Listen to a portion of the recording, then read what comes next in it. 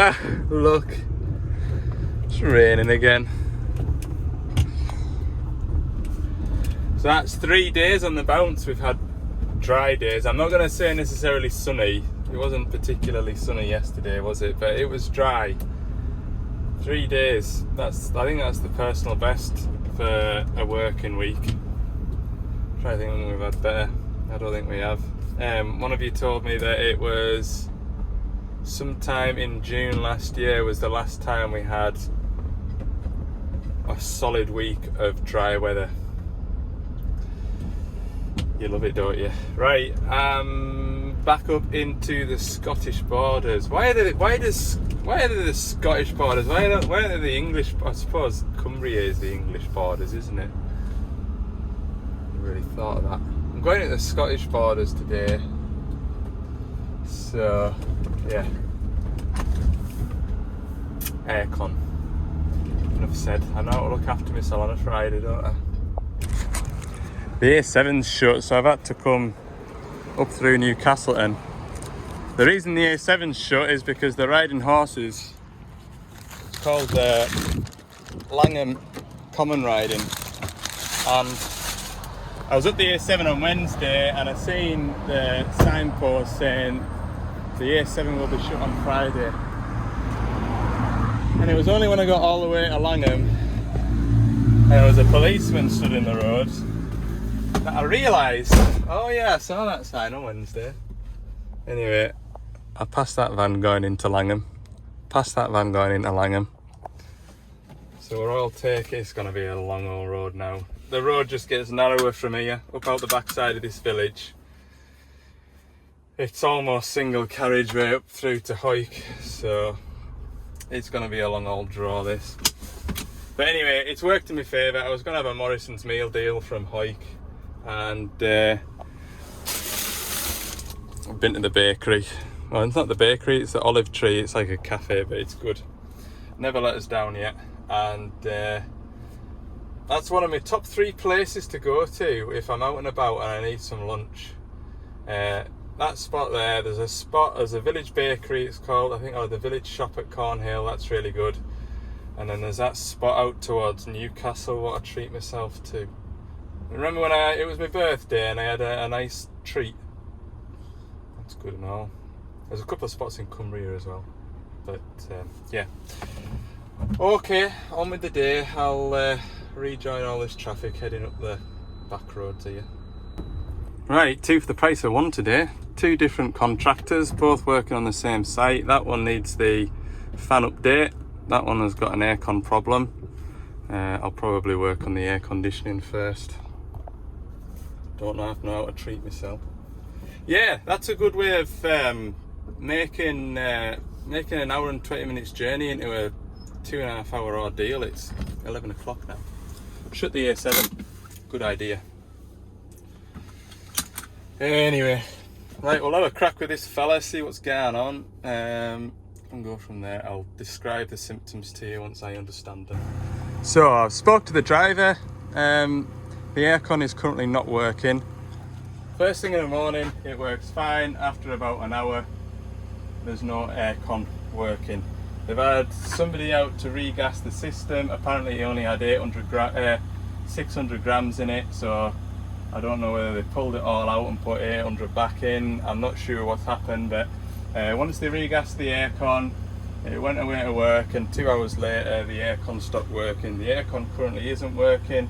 He's left the machine running, so first thing I'm going to do is have a look for power at the air conditioning pump. So I want 24 volts there. So I'll get my multimeter out and we'll have a look. See what we can do anyway. So I've got 27 volts to the air conditioning compressor, and when I plug it back in it isn't clicking, so to me the clutch isn't working. So that means a new aircon pump, and they are a mission. I say they're a mission, they're not very nice to do. It's better on the high tracks because you're just that bit higher up. So we'll get this machine knocked off now and we'll change out the aircon pump by the look of it. So first thing to do is to, well, there's a lot of things you could do first, but I'm going to take this air pipe off to allow the pump to come this way. It's held on with 4 bolts, so all we need to do is take the tension out the belt and then take the 4 bolts out and drop it out once we've got the aircon pipes off. They're just a real fiddle because you're standing from underneath at an awkward height. You're neither on your knees nor stood on your feet, you're kind of crouched. You just get cramp in your legs, and no matter what you do, you're not comfortable doing it. So hopefully this air pipe will come off without too much of a fight. We'll go from there. Just take each step as it comes. I've got some more bad news. That 8.5 tonner isn't just a rework, but we'll get into that later. I'll show you for why. Yeah, so the plan was to get me new fancy gimbal phone camera holder thing on the job today, and I'm going to turn it on and it keeps making a weird noise and not booting up. So the salesman's give us some Duff merchandise and Duff products. Let's see if there's any returns policy on it. Anyway, I've got my aircon pipes off. There's the aircon pump there. And it's alright taking it out because you just let gravity do all the hard work for you. Getting it back in though, that is just a pain because you need to hold it up and then get bolts lined up, and yeah, so now I get to go back up top and cut some cable ties. I should take that 1/4 drive ratchet with us. I'll leave the socket on the track because I don't need a 13. Right way back up top now, and I need a 10mm. 10mm is what I need. 10mm. So there's not much in the way of ripping. I've got the fan belt disconnected. It's just an awkward job. It is. Right. Get some of these cable ties cut. You see where I'm at? I've got the fan belt off. Tuck him out the way. Get that right out my way, come on. Take that ratchet off. I'll leave that ratchet on. It doesn't want to come off, that's enough. Cut these cable ties here without cutting the wiring loop. I can't believe how long it took to get here today. Absolutely ridiculous. People of Langham, I'm upset with your tradition of, I tell you before, yeah, it's called the common riding. I've never been to the common riding before. And I remember one year coming back down through Langham after being up in the borders, and when I pulled into Langham there was a big fun fair on in the big car park next to the river. If you know Langham you'll know what I'm talking about. And yeah, it was the square was absolutely rammed with folk. The road was still open though, so I think this is the first time I've ever known them, I think, shut the road. Either that or I just ignored loads of big red signs telling me not to go through. But it's a big do. Plenty of alcohol involved towards the end of the day. Get these 4 bolts out of here. You see what I'm doing? Is it 4 or is it 3? Trying to remember if there's a 1 below that. I should just put my hand down and see. When you're doing out like this, my best advice, take all the bolts out that are difficult to get to, so that when you're taking the last bolt out it's easy to get on. That's my best advice for anybody. Don't know now whether it's easier to take the bolts out at the bottom from below and then let the thing fall onto me, or I don't know. It's a while since I've done one of these. I'm just going to work out as I go. But looking at this compressor now, like, you can see a lot of clutch dust. I think the clutch is away. I do. The pipes that I've taken off, they're all nice and clean, so it's not like the compressor's gone bang and it's detonated inside everything and made a mess. On paper, it should be straightforward. There we go, it's out. It is dead easy, like, but it is, and it isn't. So we'll go downstairs now and retrieve that out the bottom. And then the real struggle begins, I think. Now I seem like I'm being very downbeat about this job, and I'm not really. It's not raining, the sun's shining, there's a wind, so there's no clegs and midges, so yeah, it's not that bad. Come on now, cheer yourself up. Aha, I know what the problem is. That's what the problem's been all along. It's not got a Doosan aircon pump on it. It just goes to show you, doesn't it? It really does. Anyway, I've taken this end plate off. I'm going to strip it down, but I just want to get this one back on and back up and running. But there's loads of clutch dust in here. I reckon it's a combination of the clutch packing in and the coil that'll hold it in. I think it's weak and it's just giving up.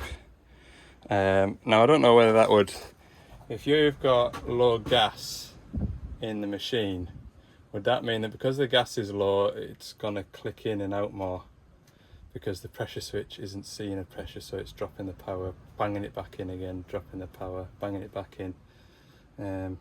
Is that the straw that broke the camel's back? I don't know. The machine's done a bit of work as well. I think it's up to about 8,000 hours. I'll have a quick look.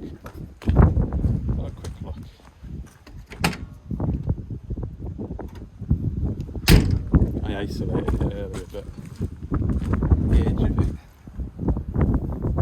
2018. It's a 6-year-old. To my knowledge, it's never had one on. Right, we're in and on. Fan belt on. I've just got 2 pipes, a plug, the air pipe to go back on, and we're going to start pulling the vacuum. Can have my lunch. Looking forward to it.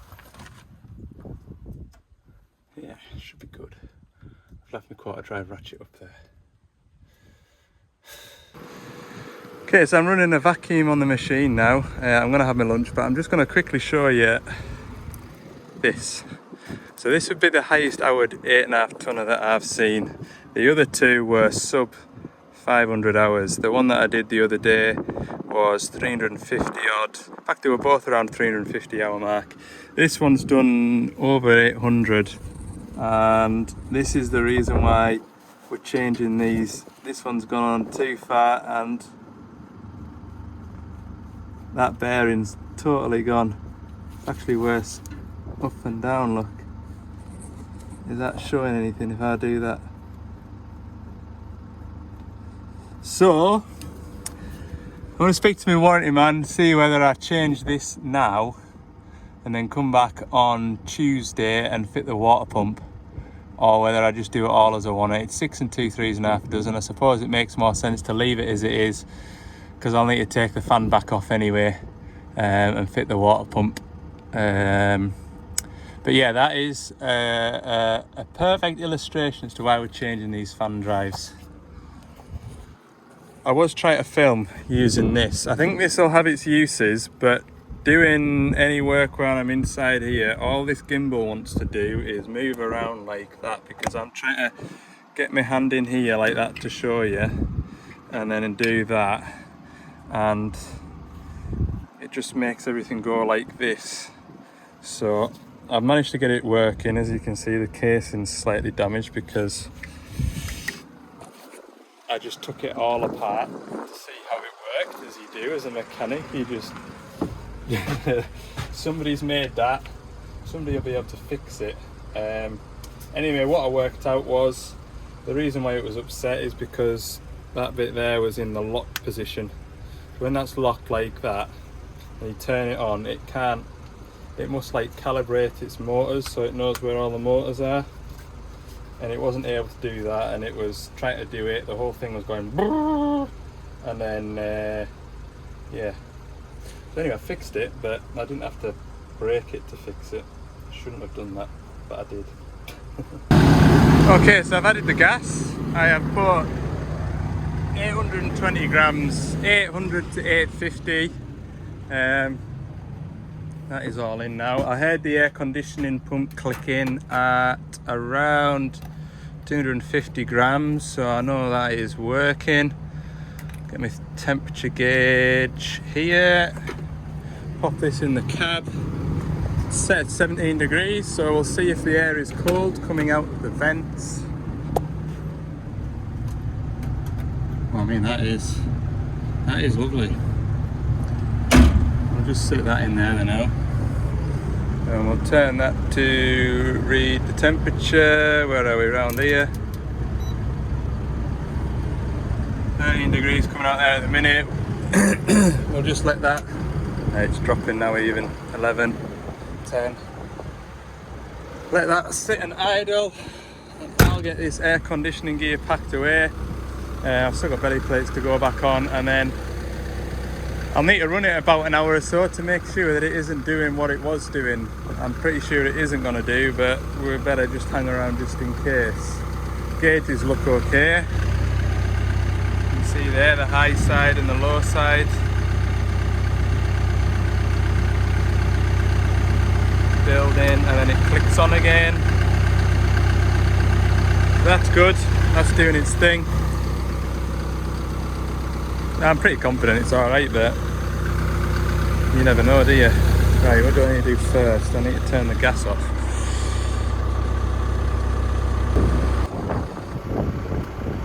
Seven degrees, it was at 5 a minute ago. Coming back down again.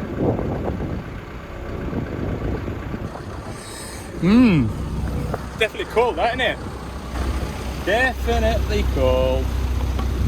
Turn that off.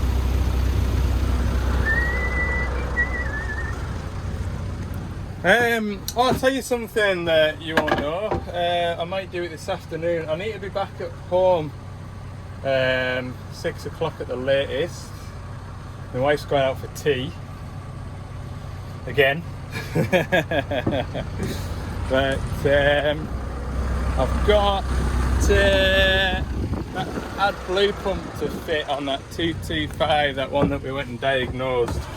Customer's given us the go ahead to do that, so that's at Carlisle. So I think I'm going to go and do that instead of the service. The fellow that was wanting the service, he was on the phone earlier and said just leave it till next week. Don't know why, but he just said leave it till next week. So when I come up and do the water pump on that, on the way back I'll do the service on that. Tuesday's job. Monday I've got booked. Aye, stay tuned, I've got some big 40-ton diggers to go and look at on Monday. Oh yes, none of this little stuff, 14 tonners. Nearly 4 times the size. Okay, he's just going to give us a phone when he'll probably phone us today. I would imagine he'll phone us today if the aircon stops working. Problem is this machine's finished this site and it is away. It's going away up past Perth to its next job on Monday, so maybe my mate Sean will go to it. I'll tell Sean, oh by the way mate, there's a 140 just in your neck of the woods with an aircon problem, and I've already been at it and I didn't fix it, so good luck. Anyway, right, time are we on? 1:45. I'll go and put that AdBlue pump on that digger, then that'll be the day put in. I'll be back in Carlisle. Hopefully it doesn't take more than 2 hours to get back here at Carlisle. Obviously some of that time was spent retracing my steps.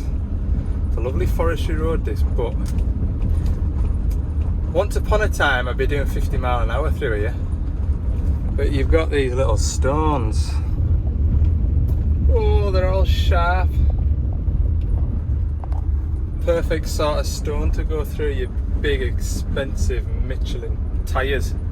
Oh dear. I'll be surprised if I don't get a puncture. It's the perfect road surface for a puncture. It really is.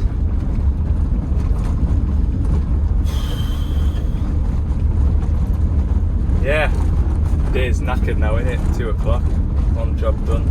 Other job, no point doing it. I always like to try and get 2 to 3 jobs done a day. I feel like that is good productivity. Yeah. Anyway, we'll head on to the next one. Oh dear, somebody's having a bad day. Air ambulance, road shut just round there. 4 fire engines been turned around. Hope everybody's alright. It's never nice to see, is it? It's never nice to see. I wondered what all that straw was doing on the road. I thought a straw wagon had fallen over and then I spotted the helicopter. Yeah, I tell you, today is not the day to travel anywhere north of the border. What's the best way to go now? Through to Brampton, I think. Right. Okay. We're back at this. Now, some of you, there was a comment in the previous video on this, which would be Tuesday's video, because I was at it on Monday. It was that if the machines ran that long without the AdBlue pump working, can you not just keep it running and just put up with the error code? No, don't think so anyway. It will put it into a limp mode now. I've got a record of the hours. When I was here, the machine had 7858. The hours on it now are 7873, so it's done 20-ish. So no, 13 hours, 14, 15 hours it's done since I was last at it. So on Monday it's done 15 hours since. We'll switch it on and see how she behaves. It might be alright, it might just have an engine management light. Certainly something wrong with it because it's squawking away. We'll clear all them off the screen. Start it up. You know it's a bad error code when the beeping doesn't stop. It beeps and beeps and beeps. Let's try and get the operator's attention. Put the pilot lever up. Machine at full revs. Lift the joysticks. What are we in? We're in standard, so we're expecting 1700 RPM. It's only letting us have not even 1100. We dead end a function, bring this dipper arm in. We're in full D rate. So there you go. You ignore an AdBlue fault. That is the result. Machine tells you no. The Environment Agency says we must use AdBlue. Joys of it. So anyway, we're gonna fit the new AdBlue pump to it, and we'll have to erase those error codes and then check the AdBlue. Nice easy job. 3 bolts, 3 pipes, and a plug. There's the plug. Oh, it's a little bit tricky to undo. There we go. Undo that. I've just remembered when I got here, to be fair, because I was going to do it on Monday. He says, "Oh, could you fetch some shims to shim up the hitch?" I says, "Yeah, of course, no bother." Because I'll be starting off from the yard on Monday, so I'll just grab a set. It's only when I got here that I remembered, so there's a just passing job, nip in and put some shims into there. But we'll get them going, we'll get them up and running. They're using a 140 tail swing over there, so I would imagine that is down to the fact that this machine's laid up. And that's probably why they've just gone, oh, just fire a AdBlue pump on it. Like I say, these AdBlue pumps are fitted to all kinds. Now I don't know whether it's cheaper to get an AdBlue pump off a different manufacturer. Do you know what I mean? If that's a same AdBlue pump as what's on a Class tractor, say, I don't know if it's cheaper to get it from Class, or I suppose Class tractor, it'll be a 12 volt pump, won't it? But do you know what I mean? I'm pretty sure somebody said once upon a time that it's the same looking pump as what's on a DAF wagon. Maybe that's cheaper. Hey, you just don't know. And that was it. That was what he was going to find out. But anyway, whatever he's found out, I can't have been far off the mark because we're here fitting it now. There we go. It's as easy as that. Now, what I will say is sometimes I've found that you have to prime it a bit. So once I've got it running, I'll do the AdBlue pressure test and I'll take that pipe off there, the outlet pipe, up to the injector and just let it get all the air out. Sometimes the airlock is what I've found. So we'll do the old laptop magic now.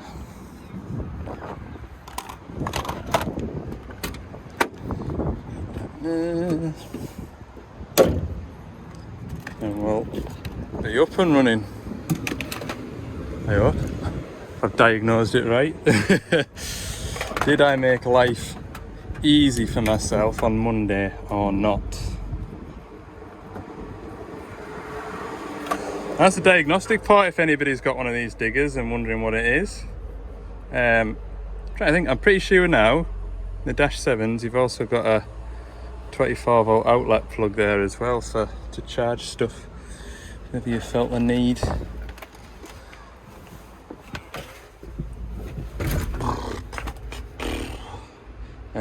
I'll boot the laptop up then, I'm not sitting listening to this squawking it is. So I have established a connection. We have got all these error codes present. Interruption of dosing, it's very unhappy. Input output test, or drop down menu to urea, test for urea pump motor actuator, and we'll set that to 50%. Should be able to see that go up to 50% in a minute. Oh, once he hits start, Al.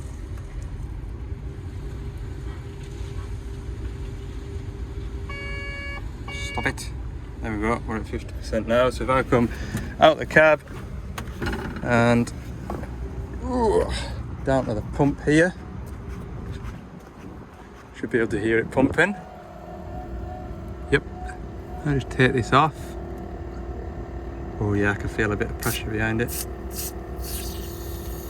Yeah, that's got AdBlue in there, so there's no air in there. Should have put a pair of gloves on. Then it with my fingernails falling off. Nasty stuff is AdBlue, it'll melt you away. But it's good for the environment, don't forget that. Because of AdBlue we enjoy the sunny weather. Never a truer story. Right, we'll stop that now, we'll return the ECU to controlling that.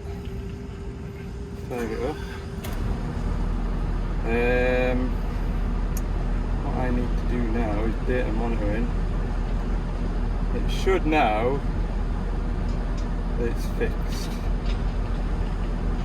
start using that pumping AdBlue.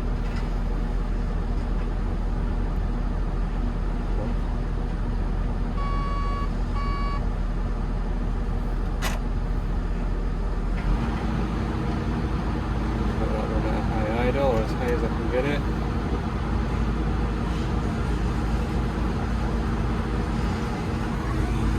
Still not pumping yet. We need to see this urea pump motor duty. We need to see that at like 100% or any sort of percent before we see the AdBlue pressure rise. It'll take a while for the machine to warm up. And the error codes will clear themselves. It wouldn't let me erase the error codes, I don't think. Double check, fault codes. Well, they're all present, you see, so if I... Oh, there we go. Clear all those historic ones. And like pop back. Normally you need to do it with the ignition on, not the machine running. There we go, we've got a clean slate. Data monitoring. After treatment. Scroll across.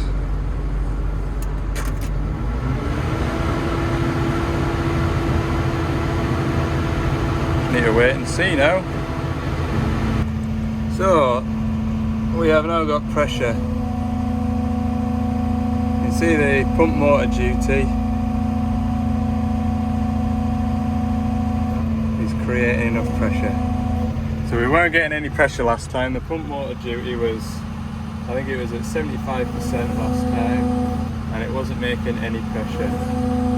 I had no doubt in my mind as soon as I seen all the AdBlue pouring out of that pipe and I took it off. There was never a doubt in my mind that I'd got it wrong. Maybe a little bit. There we go. Good for another 8,000 hours. Looking nice and stable at 9 bar. We know the AdBlue isn't contaminated because we did our homework last time. Yeah. Good job. Right, I'm just having a look at this locking pin here, that bolt. So I'm going to have a measure up of that because that looks bent, and I'll probably end up putting it off with a grinder. So to save myself having a tricky Monday morning, I'll go and pick one of those bolts up on the way back to the yard or home. It's 4 o'clock. I'm going to go back to the yard. I'm going to get all that aircon gear off the van, and I'll put the shims on the van for this, and then Monday morning I can just come straight from home to here. Clever boy.